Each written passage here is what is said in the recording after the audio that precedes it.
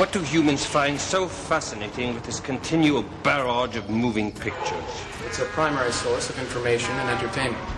Well, they crave it as if their very lives depended on it. I'm afraid this week you're going on a little diet from pudding.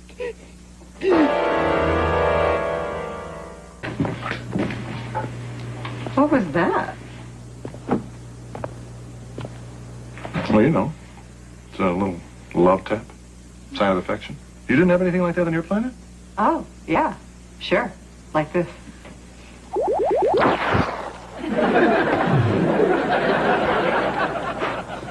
I like that.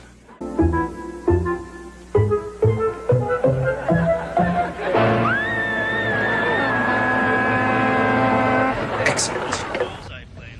Finally. Television worth watching.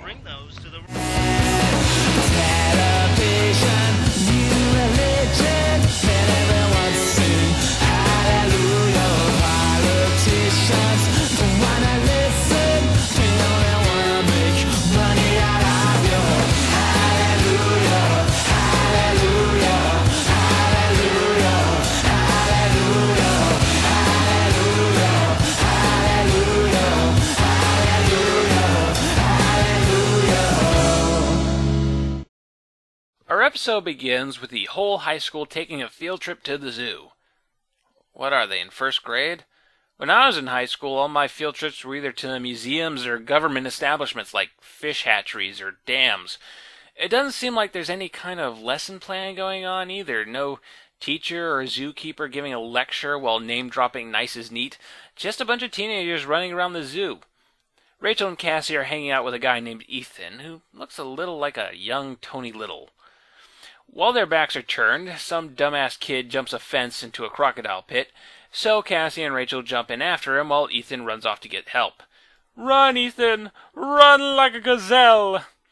The show tries to go for tension as Cassie and Rachel try to get this retard out of the pen, but there's a few problems with that. For one, the crocs are so damn small and cute. Now, don't get me wrong, a bite from one of these things wouldn't be fun, but you'd have to make a big effort to get seriously injured by one, like painting a stake on your neck and laying down or something. Cassie and Rachel cowering over something that looks like it could do about as much damage as your average dog just doesn't do it for me. Another reason is that this editing and blocking here is really kinda crappy. The fact that you can't get any of the animals close to the actors doesn't help either. It's hard to tell how many crocs there are and where they are in relation to our characters. You can't get my heart thumping if you can't show me in what way the heroes are in jeopardy. So Rachel leads the kid over the fence while Cassie acquires the nearest crocodile to slow it down, eventually jumping the fence herself. Are you alright? I just way too close. Way. What's going on? Oh, nothing. Well, Ethan, you were completely successful at not getting any help at all. With that level of incompetence, he's most certainly a controller. Back at the barn, Cassie gets a phone call from the Larry and Linda live show, telling her that they heard about their act of bravery that was witnessed by, 6 or maybe 8 people who didn't seem to give a crap anymore once the kid was saved. Look at them all just walking away there. So Larry and Linda want the two of them on their show. Cassie accepts, and no, at no point are any parents brought into the decision. This gets Cassie excited, and when she starts to feed her llama, her hand gets scaly. Quick, someone get her an entire bathtub of Jergens. If you haven't figured it out yet, this is an adaptation of Animorphs 12 The Reaction, but for some reason, Cassie is the one to get the morph allergy instead of Rachel. Why is this? The allergy reacting to emotion thing worked well with Rachel because she's supposed to be an emotional powder keg, and her having to hide her condition from her friends was to show the readers just how arrogant she could be. Cassie doesn't really have any of that, so this whole allergy thing is just a thing that's happening to her. It doesn't really mean anything to her as a character. And Rachel has been absent for 2 whole episodes now, so we could use a solid Rachel Central episode to even that out. Intense pretending to play a video game action. At the cyber cafe, Jake berates Cassie for jumping into things like that. Weird. Rachel gets away with directly disobeying orders, nearly getting Jake killed, and gets applaud for it. But Cassie helps a kid not getting eaten, theoretically eaten, let's play with anti-TV logic here, and gets chewed out for it. It's almost as if Cassie and Rachel's roles were switched from the start. Rachel brings up the Larry and Linda Show website, where they learn that TV star Jason John McCole will be at the same show. Well, at least they kept the changed name consistent between episodes, and it's sad that I have to congratulate them on that. Rachel and Cassie get all wet and excited, causing Cassie's arm to go nuts again, Rachel seeing it this time. It goes away pretty quickly, but Cassie and Rachel don't tell anyone because of, reasons. Jake comes over. Jason John McCole is going to be on the same show as us. So He's the cutest guy on TV. Well, if you're attracted to blonde Breckin-Meyer-looking guys, I guess. Jake then points out the fine print, that McCole will be on the show to talk about the sharing, so either he's a controller or is in danger of becoming one. The Animorphs need a plan. we need a plan. Plans are for boys only.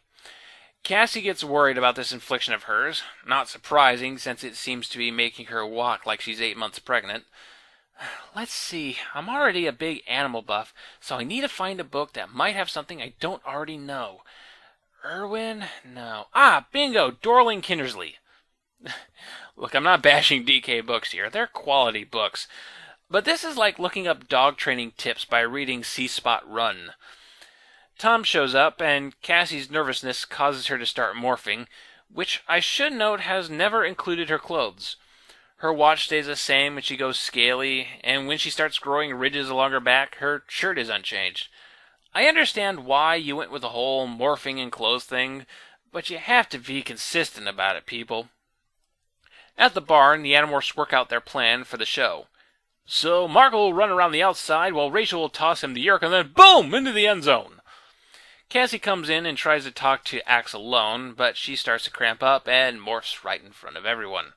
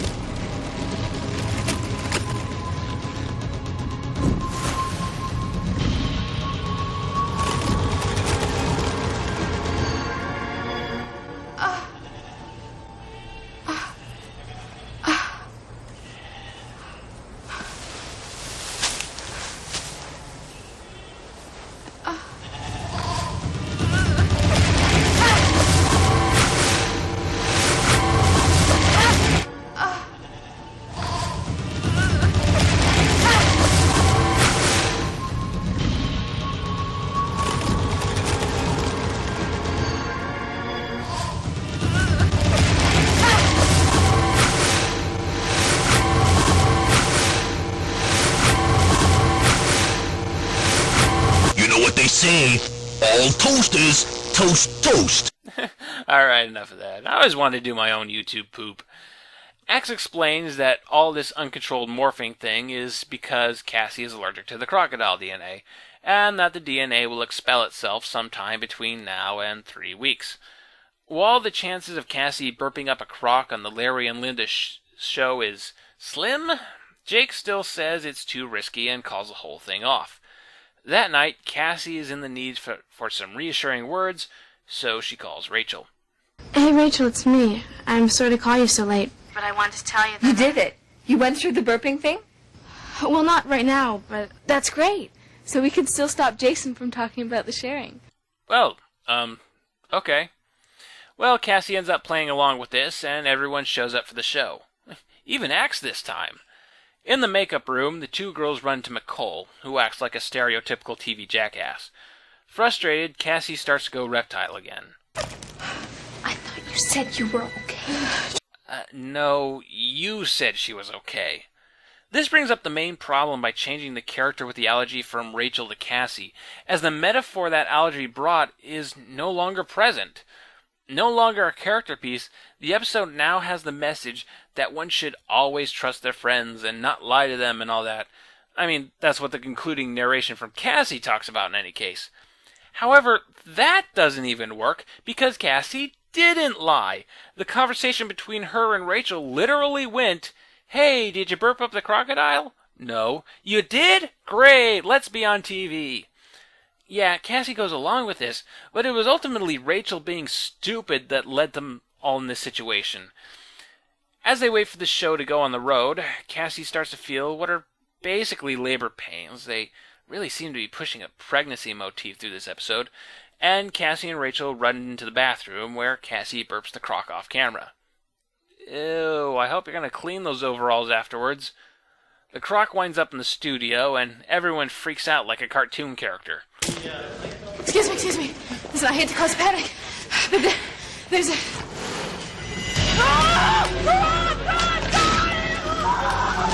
All you need are giant cartoon eyes popping 3 feet out of her head. While this is going on, Jake, Marco, and Axe have been in Morph, but instead of, say, doing something, they just sit and watch as everyone panics. McCole passes out, and the Yeerk makes a run for it.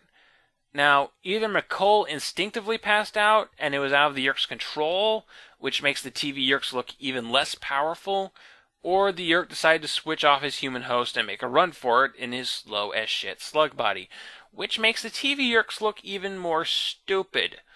Either way, not a shining moment for the Yeerks. Yeah, I know this kind of happened in the book, but in the book there was also a grizzly bear, and the crocodile was 20 times bigger, and there was a llama.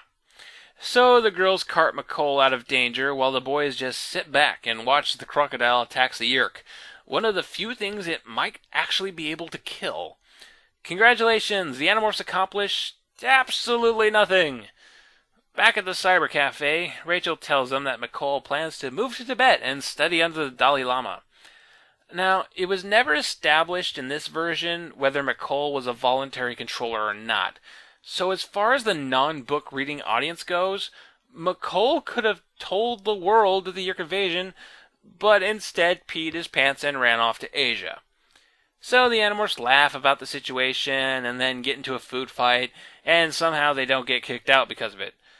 Then again, Jake keeps bringing his dog here, so maybe Jake's parents own the place, I don't know. Post-episode follow-up. This is one of those episodes that stands better on its own than in comparison to the books. If you don't know how the book ran with the story, then there's actually very little to object to here. The plot is simple, it's executed skillfully, it has a standard kids show message, the performances are good, and, nothing is too objectionable. Once you bring the book version into the equation, you start to see how much more this episode could have been. And the book wasn't even all that great. It was pretty middling, really. While The Capture received a middling score because it was equal parts really, really good and really, really shitty, this episode gets a middling score because it's middling. I give the reaction a 5 out of 10.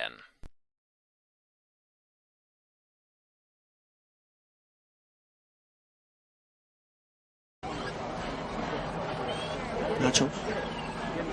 Oh, they also have birthday